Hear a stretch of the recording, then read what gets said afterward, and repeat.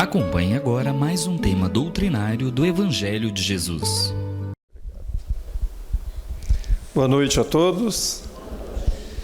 Bom, é mais uma satisfação, né, estar aqui e repetir o que nós vimos no sábado. Eu acho que a gente nunca repete, né, porque quando temos a orientação espiritual, nós achamos que é o mesmo tema, mas sempre momentos diferentes e com certeza uma visão diferente. O tema que eu propus e foi aceito é o ser humano, uma joia sublime. Eu entendo, recentemente fazendo uma pesquisa sobre o ser humano, a nossa interação, a nossa condição humana, e eu fiz uma analogia com o diamante. O diamante, todos nós sabemos que é uma joia extremamente desejada, preciosa, valorosa, né, nos nossos olhos. E exatamente por isso, né, mas ela num certo momento também foi pedra bruta. E alguém com muita habilidade, com muito critério, com muita dedicação, transformou em uma joia desejada e, do ponto de vista material, extremamente, às vezes, distante do nosso alcance. Mas, ao mesmo tempo, né, e nós? Será se não somos essa joia também? Quem olha a joia é que tem e vê a beleza da joia porque tem dentro de si a beleza. E nós também, de uma certa forma, quando nascemos, nós somos, digamos, presenteados por Deus e nascemos, de uma certa forma, como pedra bruta. E ao longo da vida vamos lapidando a nossa vida, nos organizando, até chegarmos a diamante. Acontece que durante muito tempo, ou às vezes por toda a vida, nós olhamos sempre para fora e vemos a beleza, mas não entendemos que a beleza está dentro de nós. Então, partindo desse princípio, nessa visão de que Deus nos dá essa oportunidade, e aqui eu coloquei: a vida é um presente divino dado a cada ser humano, que tem a liberdade de fazer dela o que quiser. Na infância, nós sabemos que nossos pais cuidam, tomam conta, dão o caminho que é necessário, mas chega um determinado momento que nós assumimos essa responsabilidade. E nós podemos fazer o que quisermos na nossa vida. Mas também temos que assumir a responsabilidade pelos atos e por tudo que fazemos. Então, daí o princípio dessa lapidação. E essa lapidação, ela não é do mundo exterior, ela é sempre no mundo interior. Nós às vezes cuidamos muito da parte externa, mas não temos tempo para cuidar da parte interna. E o cuidar não significa, eu tenho que fazer uma terapia, não, é se autoaceitar. Talvez uma das questões mais delicadas que nós vivemos na atualidade é a autoaceitação. Nós às vezes queremos aceitar o outro, ou brigamos pela aceitação do outro, ou sermos aceitos pelo outro, mas às vezes não nos aceitamos. Então, se eu não me aceito, a possibilidade de aceitar que o outro também me aceite vai ficando cada vez mais distante. Então, o ponto principal da lapidação é eu me autoaceitar, me entender, gostar de mim, e começar a trilhar, então, um novo caminho. E, naturalmente, eu vou atraindo mais pessoas. Quanto mais eu gosto de mim, mais também eu facilito as relações com o outro e mais gosto do outro. Porque sempre é uma troca, né? Em todos os momentos é sempre troca. E aqui no livro, né, O Sinal Verde, o Chico Xavier diz assim: queiramos ou não, afetamos os outros e os outros nos afetam pelo mecanismo das ideias criada por nós mesmos. Então, dentro dessa visão da lapidação, nós precisamos entender que aquilo que parte de nós e que vem para nós, sempre é efetivamente aquilo que nós somos, né? Nós não conseguimos. O outro me afeta na medida em que eu também não estou muito convicto de mim mesmo. Quanto mais eu estou convicto, mais eu busco, eu me envolvo, e nós sempre estamos próximo um do outro pela atração, né, pela a lei espiritual da vibração. Então nós estamos na mesma vibração e atraímos para nós aquilo que está também na mesma vibração. nós não vamos estar num ambiente que a nossa vibração, a nossa orientação espiritual não seja compatível. E às vezes nós jogamos muito, né, a culpa nos outros, né? Esse é um fator básico do ser humano, talvez um dos grandes problemas serem solucionados, é exatamente a atribuição da culpa. Eu tenho a convicção, e muitas pesquisas mostram, que a maioria, as dificuldades que nós temos, elas estão muito presas à culpa que nós temos. Nos sentimos culpados como pais, nos sentimos culpados como filhos, e isso nos coloca sempre antes da ocorrência. A culpa, se não é percebida como um fato, eu cometi um erro, o que devo fazer para corrigir o erro, corrigir os danos que causei a mim e aos outros, aí eu puxo para a minha responsabilidade e começo a agir de forma a minimizar os danos, se forem possíveis, né? Quando é afetivos, esses danos não são amenizados simplesmente porque eu quero, é ao longo do tempo. Eu falo sempre, quando nós machucamos alguém, é quando quebramos uma taça de cristal. Nós podemos até emendar, mas se nós colocarmos algo quente dentro dessa taça, ela rompe de novo, porque normalmente essas marcas elas permanecem. E normalmente nas nossas relações, que é isso aqui que nós estamos vendo, que o fator principal do ser humano, e talvez o nosso maior presente mesmo humano, são os relacionamentos. Porque os relacionamentos é que nos constituem efetivamente como seres. E os relacionamentos é que nos fortalecem, e é eles também que nos dão a condição de crescimento, porque é com base no outro, na relação com o outro, que eu me percebo, e aí, se efetivamente eu estou me lapidando corretamente, eu começo a me ajustar e crescer. Nós esperamos que o outro mude para depois eu mudar. Não funciona assim. E é aí que nós vamos adiando e vamos atraindo, às vezes, coisas que nós não queremos para nós. Principalmente os ressentimentos, né? As patologias, né? As doenças, tudo vem em decorrência do distanciamento. E o relacionamento com o semelhante é o melhor esmeril para o crescimento pessoal. É apenas no relacionamento que nós percebemos que alguma coisa que não foi corrigida, ela vem à nossa consciência, e a partir do momento do amadurecimento emocional é que nós começamos então a entender que eu também tenho responsabilidade, que eu também tenho a obrigação de buscar um novo caminho para o relacionamento. Em todos os tipos de relacionamento. Os relacionamentos familiares, relacionamentos profissionais, eles não são diferentes. O relacionamento profissional é o mesmo que nós temos em casa. A diferença é porque o sujeito do relacionamento empresarial é distante emocionalmente. Os nossos vínculos de relações são distantes. Mas nós estamos numa empresa, nós somos pessoas, e pessoas vivem de relacionamento.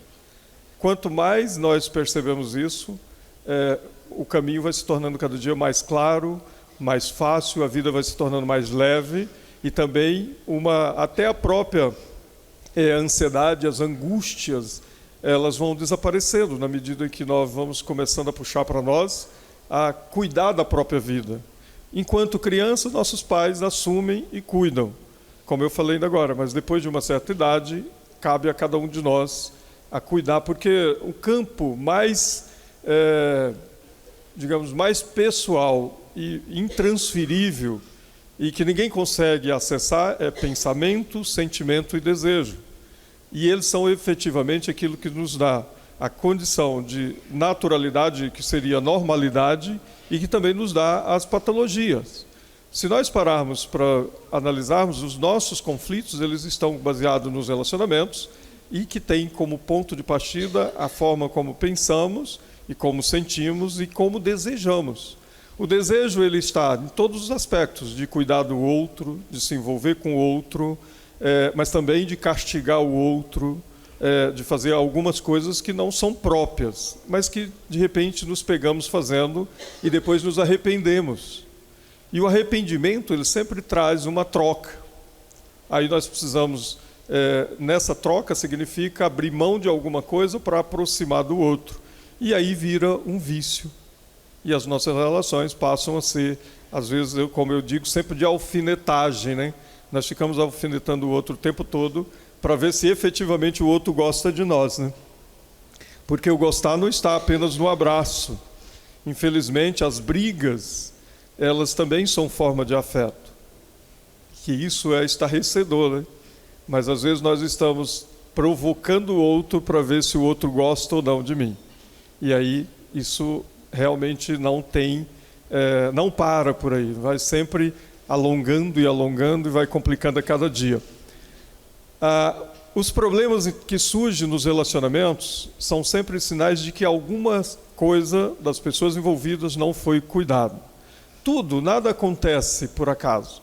Os relacionamentos eles vão dando sinais. Com os filhos, com o esposo, com a esposa. Nós é que não temos paciência para ouvir o outro, e agora nós estamos conectados ao mundo, né, através das redes sociais, e aí falamos tudo através da rede social, e perdemos o contato afetivo. Nós estamos tendo relações que os profissionais estão dizendo, os pesquisadores, cada dia mais líquidas. Ou seja, são relações que não têm consistência. Nós estamos distante dos outros, mas estamos ligados, conectados, e essa conexão ela só aumenta a diferença, só aumenta a distância e o vazio que é preenchido pela presença do outro. O afeto é uma presença sem restrição. Quando nós criamos restrição, quando nós impomos determinadas coisas, sai dessa lógica do amor para a lógica do possuir, da propriedade. O amor não cobra. O amor ele simplesmente propõe, não impõe. Quando há imposição, não é verdadeiramente amor. O amor é sempre o estar com o outro sem restrição. E esse é um ato que é o que nós vimos aqui. Nós precisamos voltarmos a ser criança, né, na leitura do Evangelho. Porque quando abrimos mão da nossa forma, aí nós efetivamente reconhecemos o outro, entendemos o outro.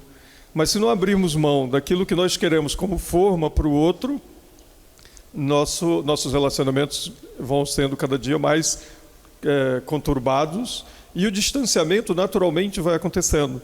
Todos os relacionamentos eles vão distanciando devagarzinho.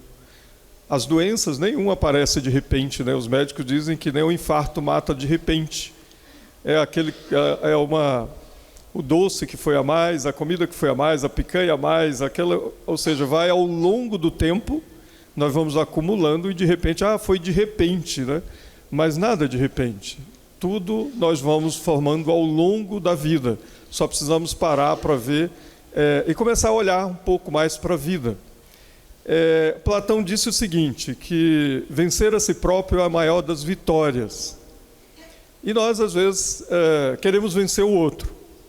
Nós queremos sempre vencer o outro, mas vencer o outro é uma atividade que nós perdemos muito tempo e desnecessária.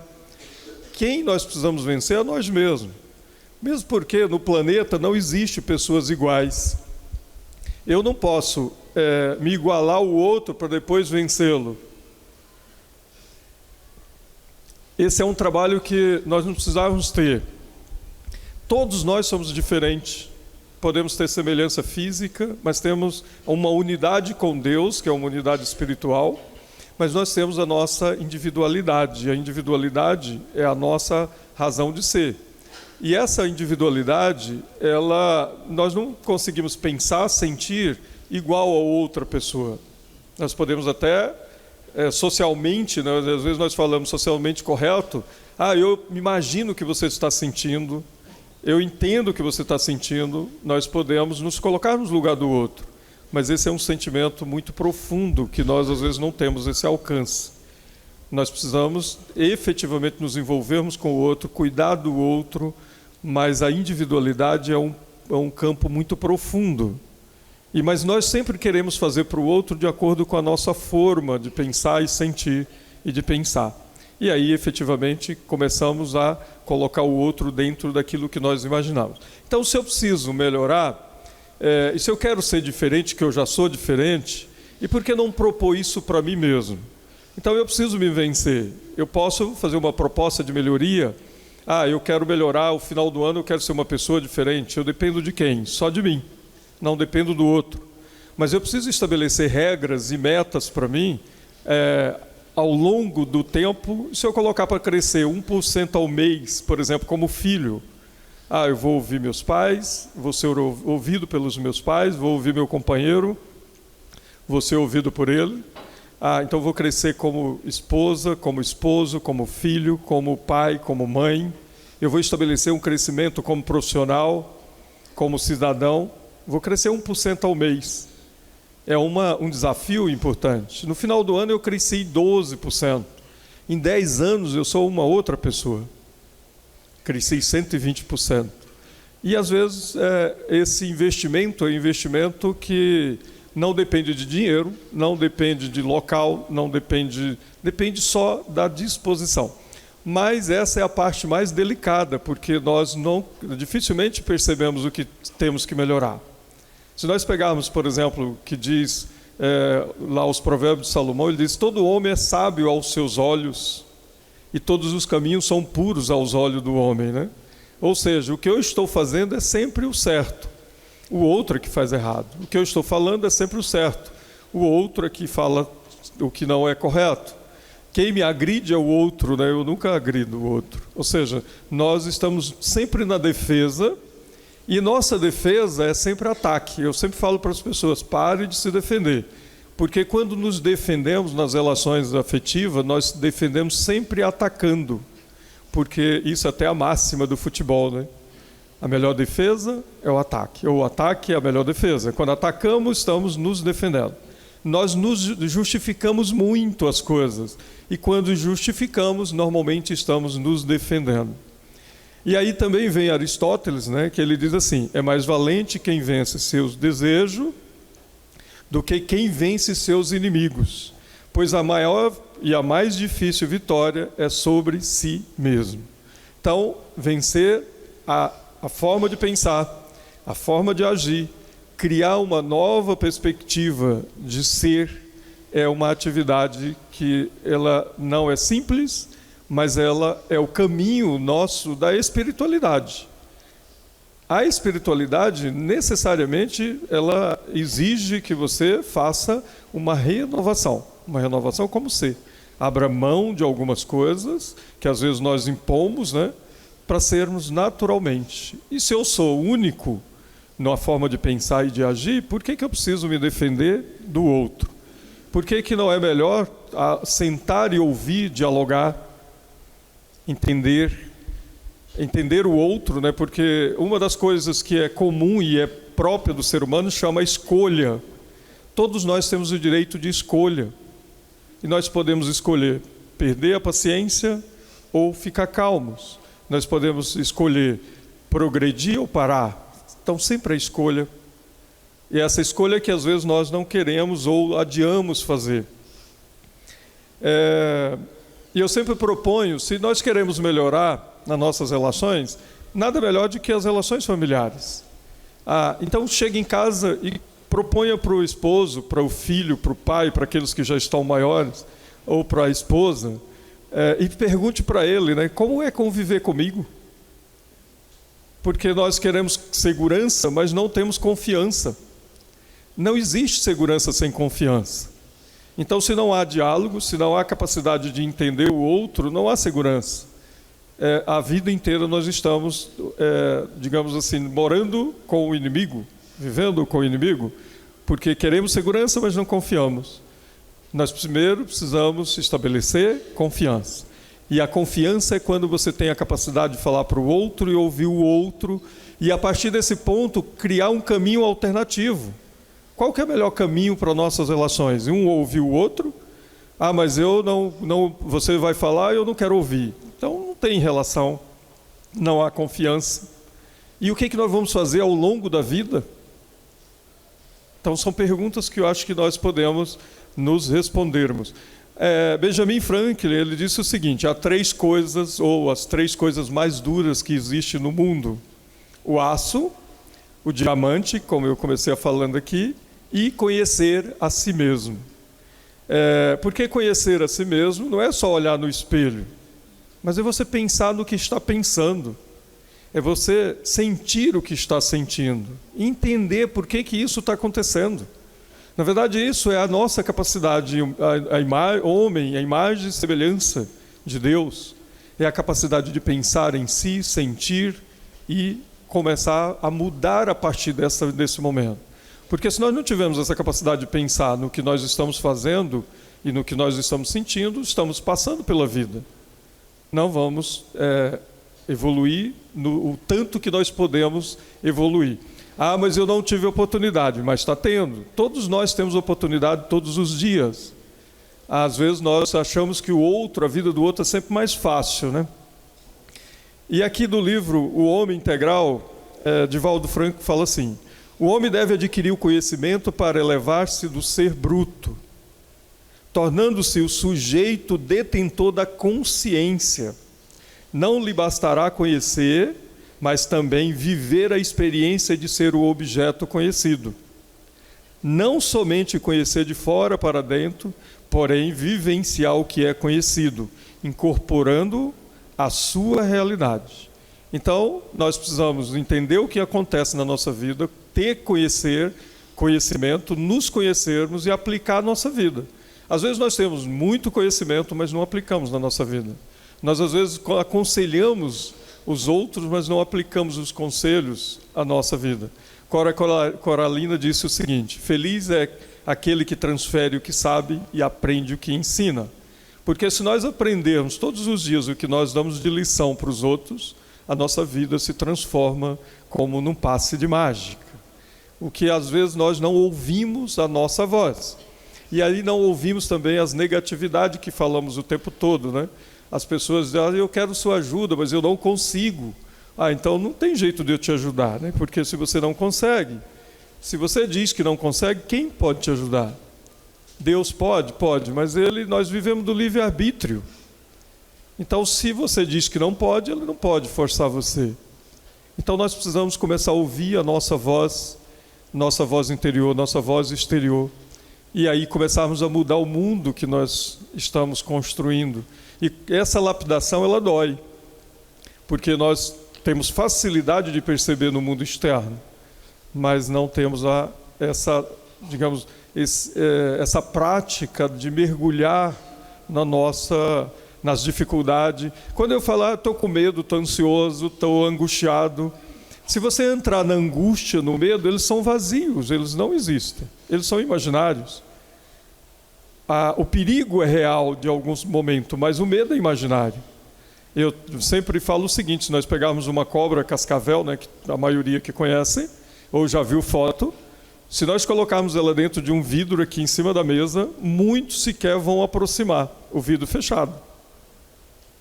E às vezes a cobra está morta, dentro do vidro fechado, e muitos não vão pegar no vidro. Então, o perigo, não existe o perigo. Se ela estiver solta, tudo bem. Mas a maioria dos nossos medos, eles são imaginários. Eles são da nossa imaginação. Se apagássemos a luz aqui, as luzes, muitos não suportariam ficar. E o ambiente é o mesmo. A realidade é a mesma. Mas a nossa imaginação é que nós precisamos começar a colocar um certo freio nela. É o nosso pensamento, ele é a velocidade da nossa respiração. Quanto mais rápido você respira, mais rápido você pensa. Então, se quer controlar, controle a respiração. Respire profundo. Quanto mais profundo, mais você acalma o pensamento. Mais você acalma a ansiedade. Mais você também vai debelando com a ansiedade, com a angústia, com os medos. Então, como Cristo disse, né, nós temos a riqueza dentro de nós. E nós somos a riqueza. O que às vezes nós queremos sempre fora. E não usamos a riqueza que nós já temos dentro de nós. Também do livro, né, do O Homem Integral, Divaldo diz assim: a vida saudável é a que decorre da liberdade consciente, capaz de enfrentar os obstáculos e dificuldades que se apresentam no relacionamento humano e na própria individualidade. Esta é a meta que a consciência almeja. Então, vejam que o nosso desafio a base são os relacionamentos. E nós não vivemos sem relacionamento humano, nós somos seres relacionais. Os problemas, de uma certa forma, da humanidade estão ligados aos relacionamentos. Aí nós vamos para a empresa, as pessoas falam assim, agora eu vou sair de casa porque aí eu vou ter liberdade. Mas a liberdade verdadeira está no pensar, sentir e desejar, porque é o único que nós podemos ter controle sobre ele. Andar, ir e vir é uma forma de liberdade, mas o que nós queremos é a integridade do próprio ser. E, fechando, numa análise psicológica, ainda também no livro O Homem Integral, numa análise psicológica profunda, o homem teme a morte porque receia a vida. Hoje, a gente lê nas literaturas que 75% das doenças são psicossomáticas. Recentemente, o médico da Ana Maria Braga, que é um oncologista bem conhecido no Brasil, dizendo que um dos problemas hoje, que antes, há 15, 20 anos atrás, isso era impraticável até de ser falado, já tem muito da questão emocional. E a cada dia a gente está vendo que as pessoas, as patologias estão, e é muito um grito de socorro dos relacionamentos. E às vezes as pessoas se curam quando são cuidadas, quando são acalentadas, quando são amadas, mas nós precisamos também nos amarmos para poder acolher o outro. Porque quando nós cuidamos, só queremos sermos cuidados pelo outro, o outro não consegue entender até que ponto nós queremos esse cuidado.